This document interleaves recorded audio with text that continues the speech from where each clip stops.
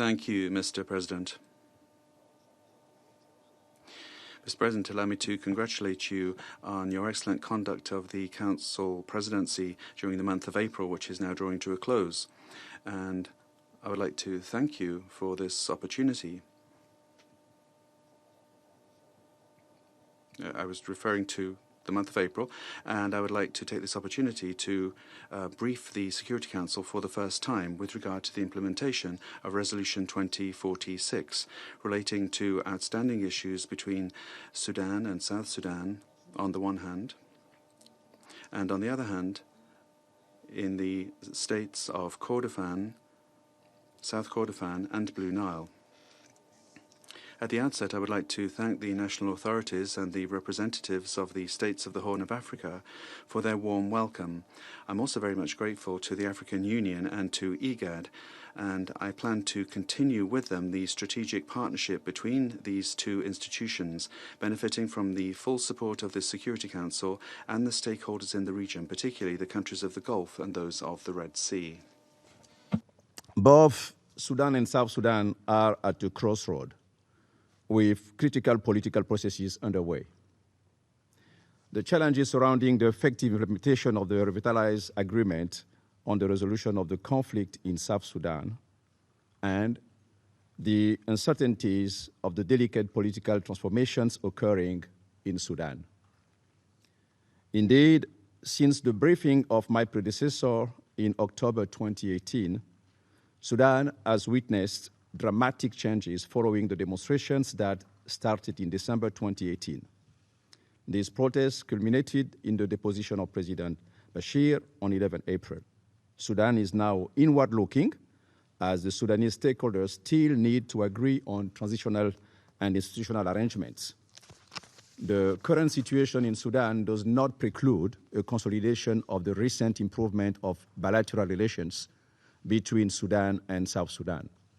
But new authorities in Sudan may need some time to resume active engagement in the bilateral relations, including concerning the border, the two areas, and Abyei. Gains in the relations between Sudan and South Sudan should not be lost during the reporting period. These gains were enabled notably by the government of Sudan in facilitating the signing and subsequent implementation of the Revitalized agreement in South Sudan in September 2018.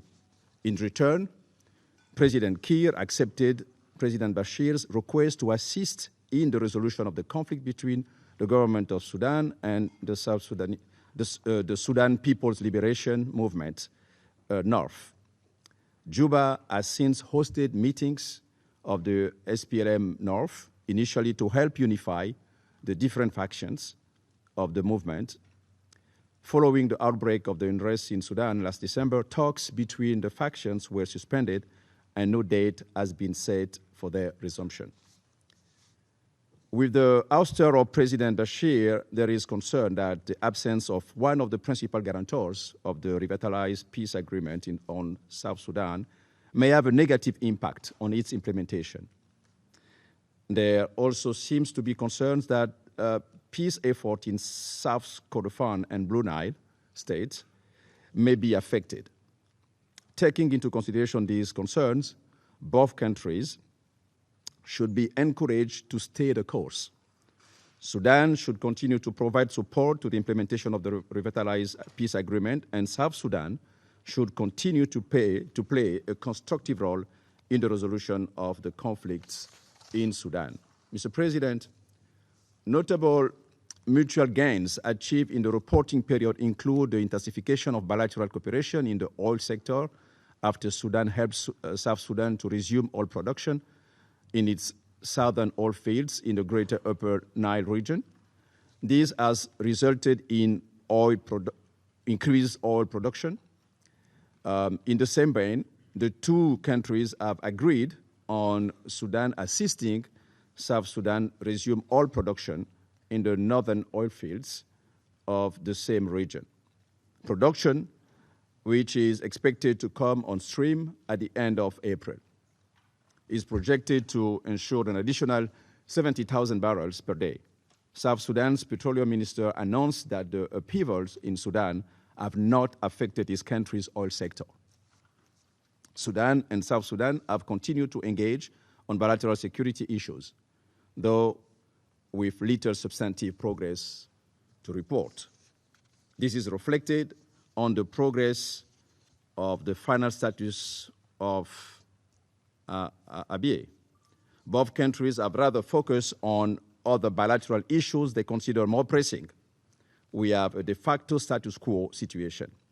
In the absence of a joint administration and the lack of progress on Abyei's final status, UNISFA remains central to the prevention and resolution of intercommunal conflicts and reduction of tensions over Abyei.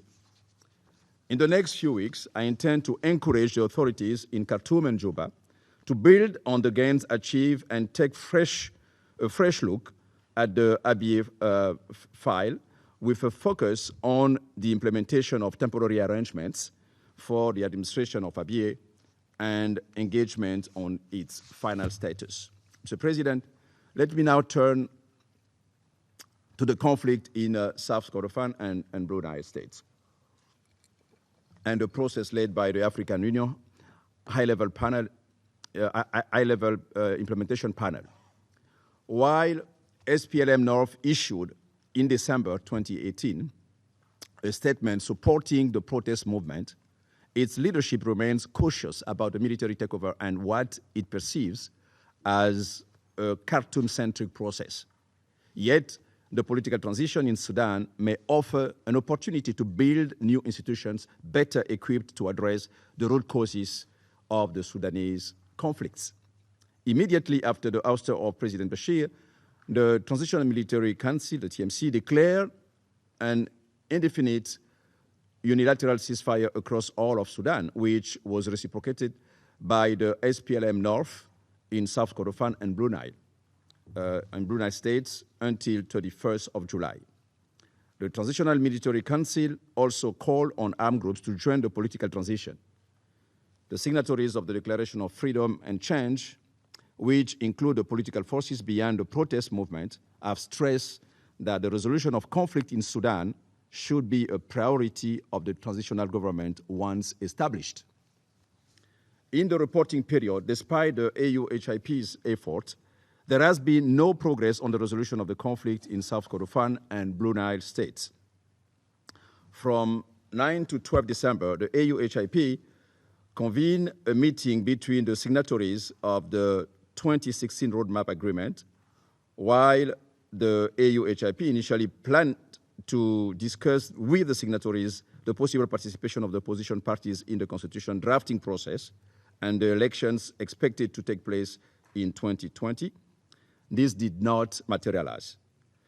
Three signatories of the roadmap, namely the National Umma Party, Justice and Equality Movement, and Sudan Liberation Movement, Mini Minawi, insisted on the participation of non-signatories in the meeting on the grounds that they represent the Sudan Call Alliance rather than their respective organizations. The SPLM North delegation refused to meet with the government of Sudan to discuss the movement's possible participation in the constitutional dialogue. SPLM North stated that it was not willing to engage government officials on this issue unless Khartoum accepted SPLM's North precondition to hold the constitutional dialogue outside Sudan, a request rejected by then government of Sudan, the then government of Sudan.